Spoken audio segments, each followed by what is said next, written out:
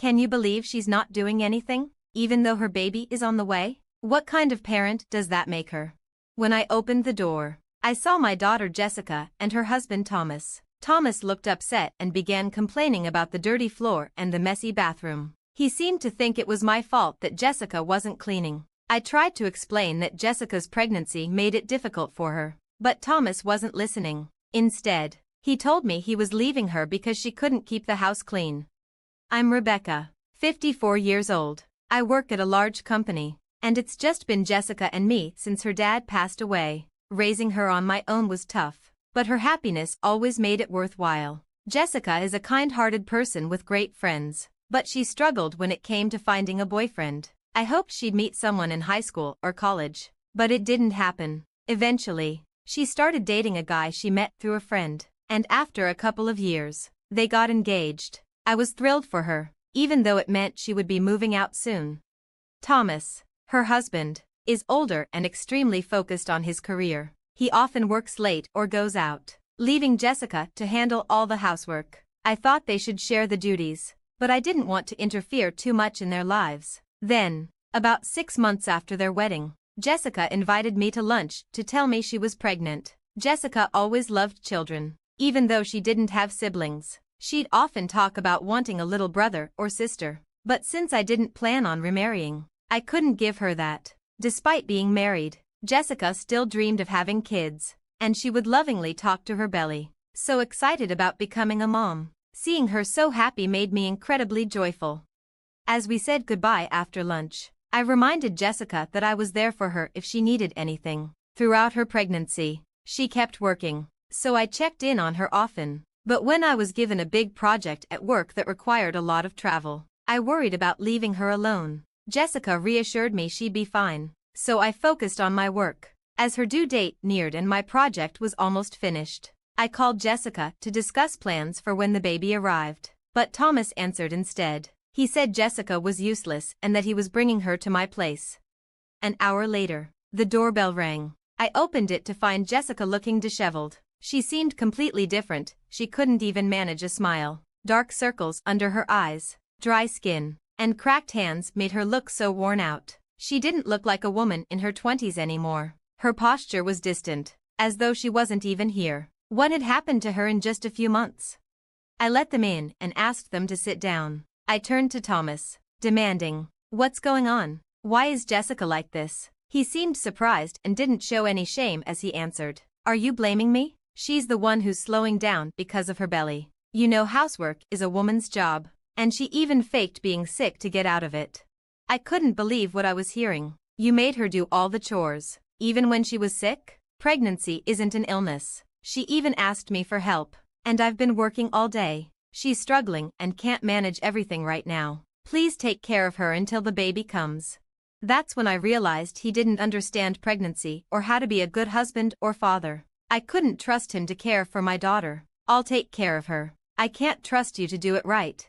Thomas snapped. "If your daughter's a mess, it's your fault. You didn't raise her right. She doesn't know how to treat her husband without a father figure. I'm the one suffering here. Once the baby's born, come get it. In the meantime, teach your daughter how to behave."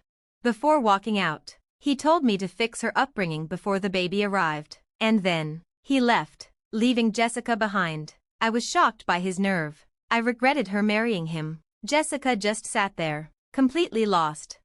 The first thing I needed to do was make her feel safe. I went to the kitchen, poured milk into her favorite cup with a bit of sugar, and warmed it up. "Be careful, it's hot," I warned as I handed it to her. As Jessica sipped, tears streamed down her face. I sat next to her, gently rubbing her back, ready to listen to whatever she needed to say. Jessica opened up about Thomas. Despite being pregnant, he kept going to work parties and leaving her alone when she needed him most. He wouldn't help with anything around the house, even demanding that she do chores while feeling sick. "Get up, you've been lounging all day. You haven't done the dishes or laundry," he would say. Sometimes, he'd come home drunk and demand that she cook and clean for him and his colleagues. I felt my anger rising, hearing how my daughter was being treated like a servant. Jessica said she didn't want to burden me or mess up my career, so she endured it. She even asked doctors to explain the changes her body was going through. But Thomas wouldn't listen. Her family was too far away to help, and she always put others before herself. I hugged Jessica tightly and whispered, "From now on, it's okay to put yourself first. Jessica, if you need help, just ask. I'm sorry I didn't see it sooner." I gently stroked her hair, and she whispered back, "Mom, thank you," before breaking down in sobs. In the days that followed, Jessica seemed to deteriorate emotionally as her due date approached. When I came home from work, the house was spotless. Despite my insistence that she rest, Jessica insisted on doing chores. She would even try to move heavy items or fix broken lights. Sometimes, she'd pack her bags, afraid of facing her husband's wrath. I thought she might need professional help, so I reached out to our neighbor Lisa, who used to be a therapist, for a recommendation. "Lisa, can I talk to you? It's about my daughter," I said as she welcomed me in. I shared Jessica's situation with Lisa and her husband Kevin, and they recommended a good clinic. Jessica had been feeling unwell, so she started going to the hospital. Lisa and Kevin checked in on her when I was at work. Thankfully, Jessica started to feel better and even smiled more, like she used to. When Jessica's due date arrived, I rushed Jessica to the hospital as her contractions began. I stayed by her side, comforting her, rubbing her back, and wiping away her sweat, offering words of encouragement. When it was time for her to head to the delivery room, I waited nervously outside, anxiously awaiting the sound of our baby's first cry. A nurse soon reassured me that both Jessica and the baby were healthy, bringing immense relief. When I saw them, Jessica was holding our baby, peacefully sleeping in her arms. Despite my frustrations with Thomas, I still reached out to let him know our daughter had been born healthy. However, when Thomas arrived and saw the baby, he made cruel remarks. "Ugh, babies look like monkeys. Not cute at all. Jessica, you're lying in bed with no makeup, looking lazy. Put some effort into how you look. You're a woman." The medical staff who overheard him were furious, confronting Thomas for his lack of support. But Thomas only grew more agitated, snapping back, "Shut up. My mom worked right after giving birth. This is just laziness. I've never heard of a woman not going back to work immediately after having a baby." It was clear to me that Thomas's memory was distorted, and his ignorance about pregnancy and childbirth showed. He stormed out, not even bothering to come for Jessica when it was time for her to go home. I worried about sending her back to him, so I offered for her to stay with me. But Jessica insisted on returning home. She didn't want Sarah growing up without a father. Reluctantly, I called Thomas to ask if he would come to pick them up, but his response was dismissive. He said he was too busy with work and didn't want to deal with a crying baby before hanging up. I brought Jessica and Sarah home with me, suggesting she stay until she felt more confident with parenting. Since Thomas hadn't bought any baby supplies, Jessica and I went shopping to make sure they had everything they needed. When I asked about a name, it became clear that Thomas had never thought about it. So, Jessica and I chose one together, naming her Sarah. Our neighbors, Lisa and Kevin, were aware of the situation and helped by watching over Sarah. With their support, she thrived. 3 months later, Thomas showed up unexpectedly, demanding that Jessica and Sarah return to him.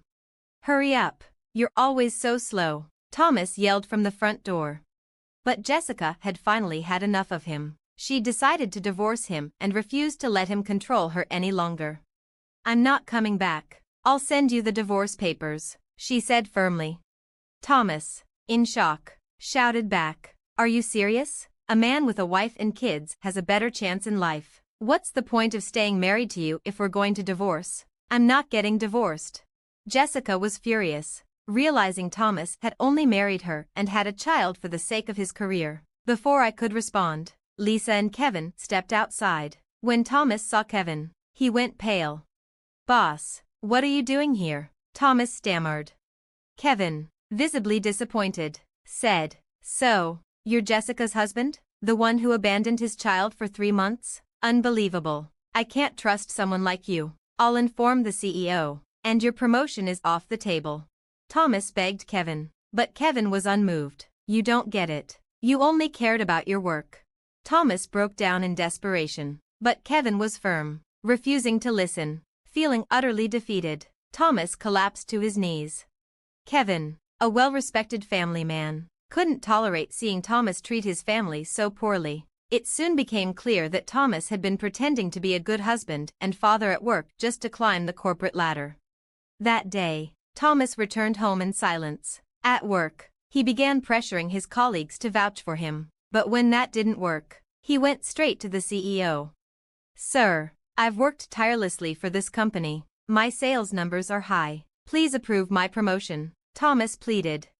But the CEO, having already heard from Kevin, responded coldly, "Your numbers may look good, but your approach has been unethical. You can't sacrifice the company's reputation for your own gain. If you can't understand that, you won't be moving up. My expectations for you are finished." Thomas left the CEO's office, utterly deflated. The CEO, known for his integrity, had made his decision based on more than just Thomas's reports. It was a clear message. Demotivated, Thomas began making more mistakes at work, and he was eventually transferred to a less significant position in a regional department. At least he didn't lose his job entirely. After his transfer, Thomas repeatedly came to our house, begging for another chance and asking to see Sarah. Both Jessica and I ignored him, but when his persistence became overwhelming, Kevin warned him that he would report him to the CEO, which could cost him his job. After that, Thomas stopped bothering us. It was obvious his affection was superficial. When Kevin learned that Jessica was having difficulty with her divorce proceedings, he recommended a top lawyer. The divorce went smoothly, and Jessica even received compensation for emotional distress.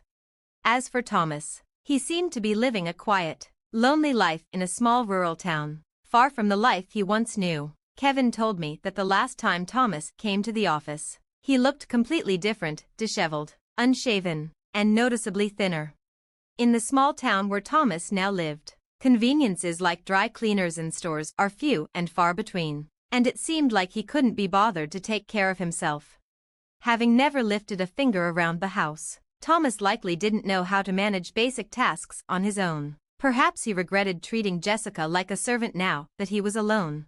With everything lost, his marriage, his career, and his family, Thomas even started missing child support payments for Sarah. When Jessica reminded him, he would complain about how hard his life was, almost in tears. I advised Jessica to take legal action, and once she requested child support through the proper channels, the payments were promptly made.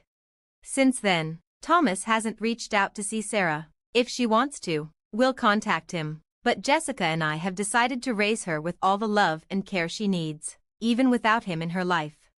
Thank you for watching, and I'll see you in the next video. Stay stunned.